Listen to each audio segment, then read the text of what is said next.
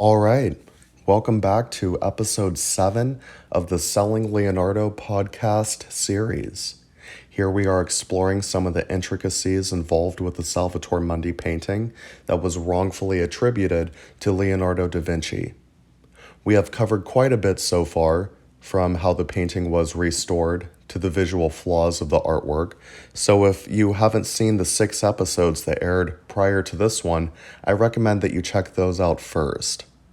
And if you are curious to learn more about the Salvator Mundi painting, make sure to pick up a copy of my book, Selling Leonardo, the Art World's Greatest Scandal. And with that being said, let's get started.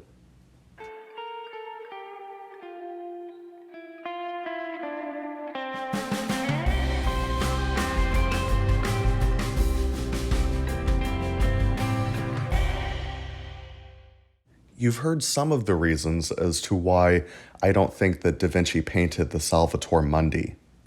And even more reasons will be brought up in future episodes. But I wanted to use this episode to talk about why some people think that Leonardo did create this painting. Before I go into their reasoning, I first wanted to highlight something important.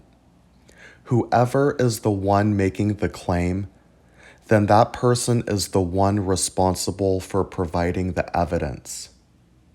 This is known as Hitchens' razor, named after Christopher Hitchens, who created it. In other words, a claim without any evidence can be dismissed without any evidence. And a claim with minimal or problematic evidence can also be dismissed with minimal and even problematic evidence. There is no solid evidence that Leonardo da Vinci made the Salvator Mundi. And in addition to this, I don't even really need a counter to this claim because of such a lack of evidence. However, I have gone the extra step by showing many examples as to why he did not make this artwork. But let's hear what some of their reasons for attribution are. One of the reasons why some people say he made this artwork is because of the presence it has. In other words, it gives off a certain feeling. As an artist, I can certainly understand being emotionally moved by a particular work of art. I can also understand seeing an artwork done in a particular style and being able to have an educated guess as to who made it. But that is not evidence. An artwork that has a particular presence about it does not correspond to a particular artist. Think of a time when you were listening to a song and you were fairly confident about who the singer was, only to find out it's by someone you have never even heard of before. The song had a particular presence about it, but it didn't carry enough evidence for you to know exactly who sang it. It has also been said that the Salvator Mundi has a creepy element to it. Now, I don't totally write this one off. The painting is kind of creepy, and Da Vinci did make some creepy work from time to time. But the counter to this, of course, is that a lot of creepy work was being made during the Renaissance.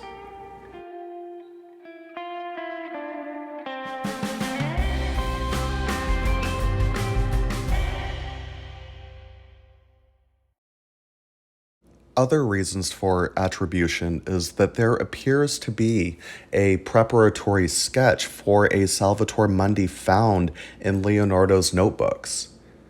I think it is entirely possible that he painted a Salvator Mundi. However, it is not the one in question. The reason why the Salvator Mundi sketches don't work as evidence is because the sketches look nothing at all like this Salvator Mundi painting. There is also a work by Wenceslaus Haller of a Salvator Mundi from the year 1650. at the bottom of the work, the artist inscribed Leonardo da Vinci's name, alluding to this being a copy of the work by Leonardo. There are two main problems with this. The first one being that this so-called copy isn't much of a copy at all, as it doesn't look much like the Salvator Mundi in question. And the second issue is that this etching was created in the year 1650. Remember, Da Vinci died in 1519, and some estimates of the Salvator Mundi claim it was executed around 1500. So Holler's etching was done around 150 years after the Salvator Mundi painting. Another claim they make is the pentimento that was found in the blessing right hand. If you remember from previous episodes, a pentimento is a correction that an artist makes in their work. The theory that goes along with this is a student would not have made a correction as they would have been copying a work exactly. However, this is not true. Of course, students would make corrections in the work they are creating. They are students, after all. And on a personal level, I know this to be the case because as a copyist at the Louvre, I made several corrections or pentimentos to my work. The final main reason why some people say Da Vinci made this work is the blessing right hand. And I do have to admit, the hand is done remarkably well.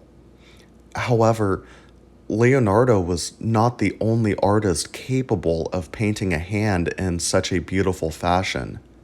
Even his own students would have been able to pull that one off. And so this brings us to the end of episode 7, and you can now see just why there isn't much evidence at all in Da Vinci being the artist behind the Salvator Mundi. If you are wanting to discover more about this controversial painting and how it went on to become the most expensive painting ever sold, make sure to pick up a copy of my book, Selling Leonardo, the Art World's Greatest Scandal. Make sure to like and subscribe to stay up to date on all future episodes. Until next time.